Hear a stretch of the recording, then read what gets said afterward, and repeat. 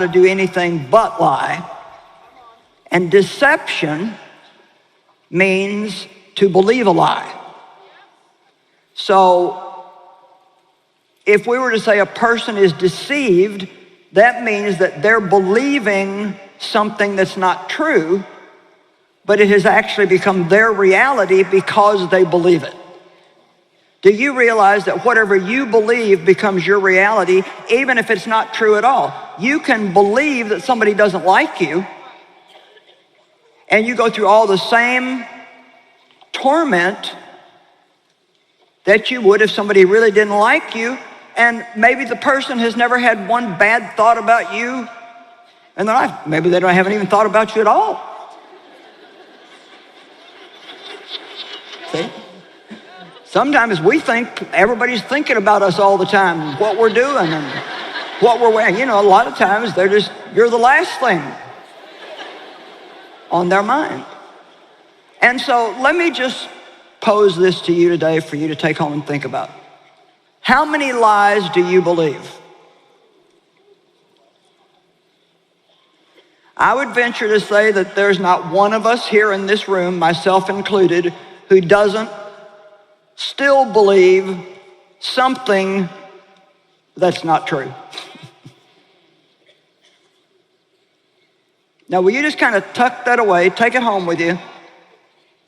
And when you have your time with God, start asking God to reveal to you lies that you believe. Because every lie that you believe represents something the devil is stealing from you that God wants you to have.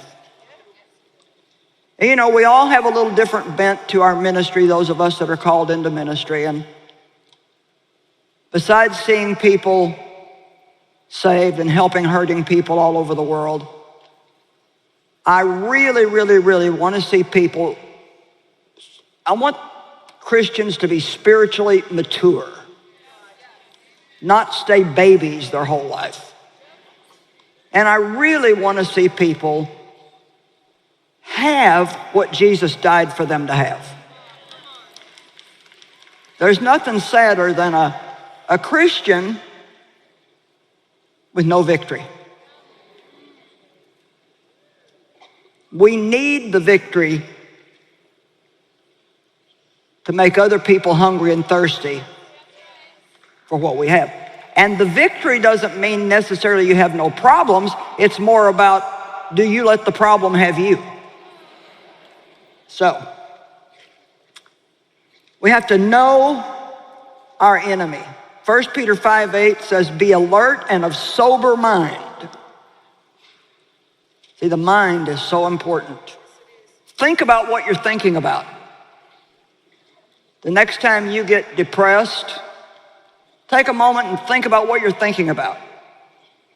Or the next time the devil invites you to a pity party and you're sitting around feeling sorry for yourself, just ask yourself, now, what have I been thinking about? Well, you've been thinking about what you don't have, what people don't do for you, what you're not, and you can turn that around by simply thinking the way that God thinks.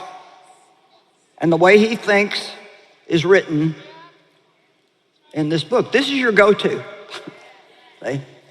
The more you know about this, I am so grateful for what I know. And I'm 43 years into this, so naturally, I know quite a bit by now. But I got it the same way you'll get it, one day at a time, 1 year at a time, refusing to give up. Just think 5 years from now what you'll know that you don't know now. And the devil doesn't want you to know anything.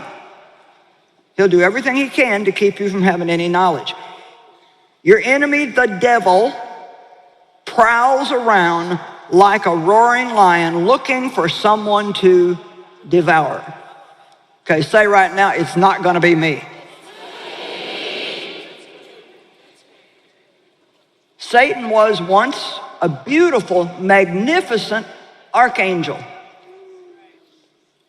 He was in charge of worship. Matter of fact, it appears that his body was made up of musical instruments. So every which way he turned, he got a different sound. Archangel. There's a handful of archangels. They're above the other angels. And he got so full of himself that he rebelled against God. And he said, I will lift my throne above the throne of God. Well, that doesn't work for the devil, and it won't work for any of us. It's God's way or no way. And so, long story short, he ended up getting kicked out of heaven with 1/3 of the angels that were following him. And he's been here on earth ever since, trying to get back at God by trying to do harm to God's children. As a parent, it hurts you worse to see your kids hurt than it does if you were hurt yourself. And so God has provided a way for us. We are not left without help. And the thing that we have to realize is we have been given authority over the devil.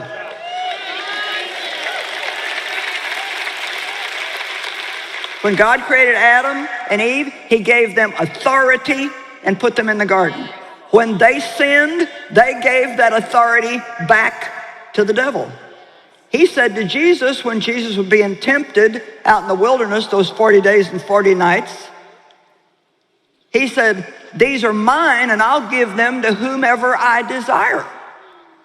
Well, he does have power here because Adam gave it to him, but Jesus stripped him of that power. He took it away from him and he gave it that authority, not power, and he gave it back to anyone who would believe. And so I love Luke 10:19, especially in the Amplified Bible.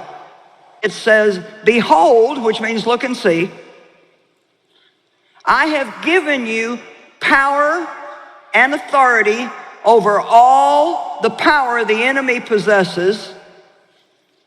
And the thing I want you to notice is God's saying to you, I've not only given you power, but I've given you authority over all the power the enemy possesses. He didn't say the devil had authority. He says you have power and authority. The devil only has power.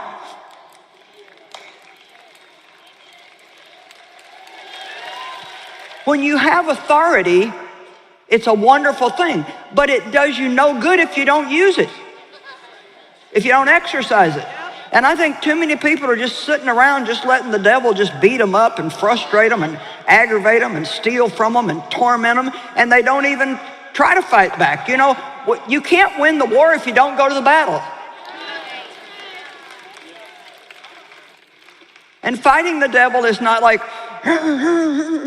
always like, man, when I first found out about having authority as a believer back in the 70s, I would scream at the devil and yell at the devil, I rebuke you, I rebuke you. And you know what? After years, my rebuker was worn out and the devil still had the upper hand.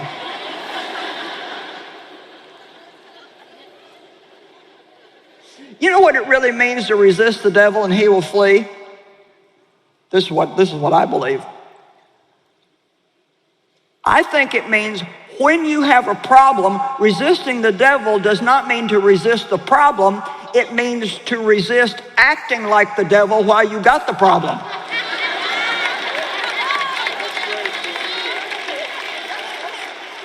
Come on. God told me that years ago. Stop trying to get rid of the problem. Just stop acting like the devil. And see, that's what he wants. We have a problem, so now we're mad at everybody, and we're being hard to get along with, and we're being rude and unloving, and we don't want to keep our commitments because I've got problems.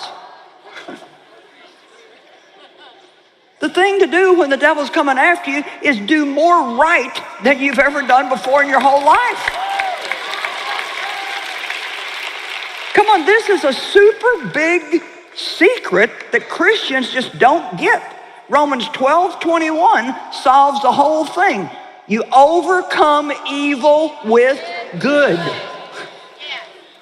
You understand that? You overcome evil with good. You don't hate your enemies, you buy them a present.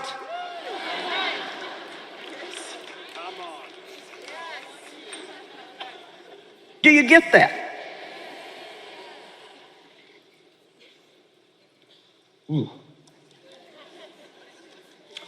All right, so deception, deception, deception.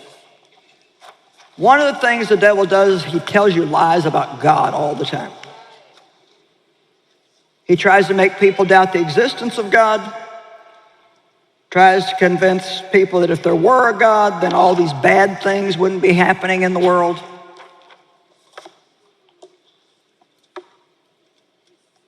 The devil tries to convince people that they're not created by God, but in fact they are the result of a cosmic accident that occurred billions of years ago, and that their closest relative is the ape.